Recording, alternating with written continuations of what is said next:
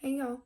So for this video this week, I just kind of wanted to give you just a little update on how UVI has been so far. I've been here for about a month now, so I think that this was a good time to kind of just do a little check-in video.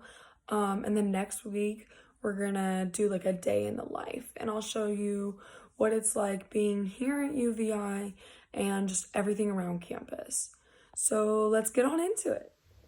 So UVI has been a dream come true.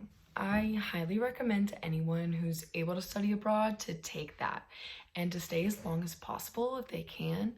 The longer you're in an area, the more you get to know about it and the more you get to understand the reasons why things are done the way they are, and just you really get to understand the culture as well.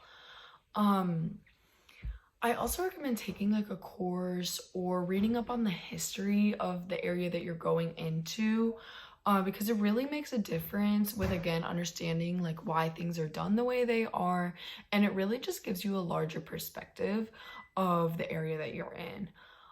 For example, I'm currently taking History of the Virgin Islands, and this week we were talking about water conservation and certain efforts that they have to take to conserve water. And I honestly want to take that back with me when I go back to my hometown.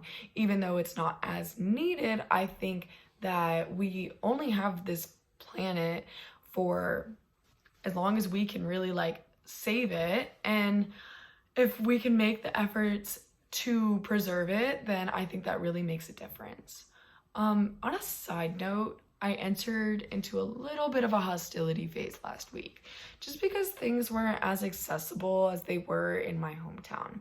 However, with that, it has taught me how to adapt and focus on the solutions rather than the problems. I recommend this to anyone in general, even if you've been in your hometown your entire life and you really haven't been anywhere, even then, like I was. Focusing on those positive and what you can do to adapt to change really makes a difference. I honestly think that there is so much power and strength that comes from someone's willingness to adapt to that change, and realizing that you can't control everything. The only thing that you can control is your own actions and how you view the world. So that positive thinking can really make a huge impact on just how you operate and how you go about life. So I really hope that this was influential for anyone, or helpful to anyone out there who's listening to this. And I'll see you next week.